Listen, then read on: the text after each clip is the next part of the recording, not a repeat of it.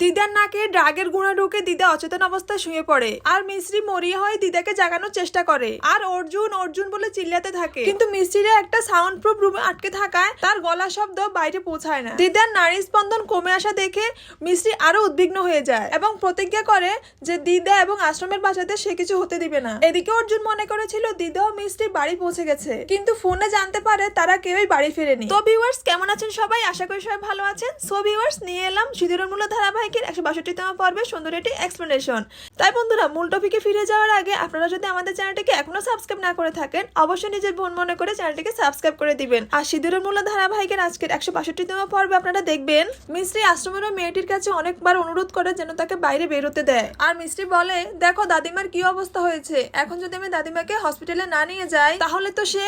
তখন আশ্রমের মেয়েটি বলে, তো কি হবে, মরেই তো যাবে না, মরে যাক, তোমাদের দুজনকেই তো মরতে হবে। তোমাদের জন্য আমরা আমাদের ব্যবসা এবং জীবনকে তো ঝুঁকির মধ্যে ফেলতে পারি না, তাই না?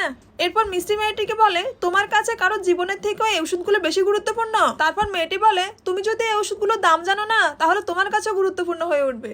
এরপর মেয়েটি যখন দেখতে পায় সারা ঘরে ড্রাগের গুঁড়োগুলো ছড়িয়ে আছে আর নষ্ট হয়ে আছে, তখন মিস্ত্রির উপর অনেক চিল্লাচিল্লি করে। তখন মিস্ত্রি বলে, সরি আমার ভুল হয়ে গেছে, আমি এখনই সব পরিষ্কার করে দিচ্ছি। এরপর মিস্ত্রি যখন ড্রাগের গুঁড়োগুলোকে ঝাড়ু দিতে যায় তখন মেয়েটি বুঝতে পারে ও কোনো চক্রান্ত করতেছে, তাই সঙ্গে সঙ্গে একটা বন্দুক বের করে মিস্ত্রির মাথায় ধরে। তখন মিস্ত্রি তার হাতে ঝাড়ুটা দিয়ে মেয়েটির হাতে বাড়ি দিয়ে তার হাত থেকে বন্দুক ফেলে দেয়। তারপর একটা বাঁশি নিয়ে একটু সাইডে গিয়ে অনেক জোরে জোরে বাঁশি বাজাতে থাকে যেন বাড়ি থেকে সেটা শোনা যায়।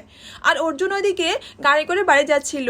ঠিক তখনই ওই বাঁশির আওয়াজটা অর্জুন শুনতে পায়। আর অর্জুন এটা শুনতে পেয়ে সে বুঝতে পারে এটা তাকে মিস্ত্রি ডাকতেছে, কেননা অর্জুন বলেছিল তোমার যখন বিপদ হবে তুমি এভাবে করে আমাকে বাঁশি বাজিয়ে ডাকিও।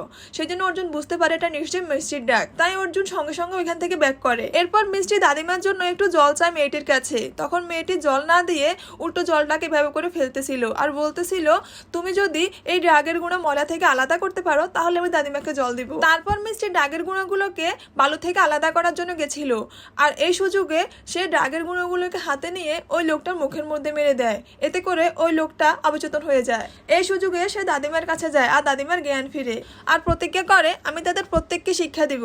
এরপর ওই লোকটি চোখ মুছে আবারও বন্দুক ধরে মিষ্টির মাথায়। তখন মিষ্টি কাঁদতে কাঁদতে বলে, দাদিমা আমি তো অনেক চেষ্টা করেছি, আমার চেষ্টার তো কোনো কমতি ছিল না, কিন্তু আমি পারলাম না, আমাকে ক্ষমা করো। সরি দাদিমা, সরি অর্জুন। আর জয় মাতারা বলতেছিল। ঠিক ওই মুহূর্তে ওইখানে অর্জুন চলে আসে। এরপর অর্জুন ওই লোকদের সাথে মারপিট করে এক পর্যায়ে দাদিমা আর মিষ্টিকে ওইখান থেকে উদ্ধার করে। তারপর একটা গাড়িতে করে আশ্রমের বাচ্চাগুলোকে নিয়ে যাওয়া হয়। এদিকে মিষ্টি রয়ে গেছে অর্জুনের জন্য।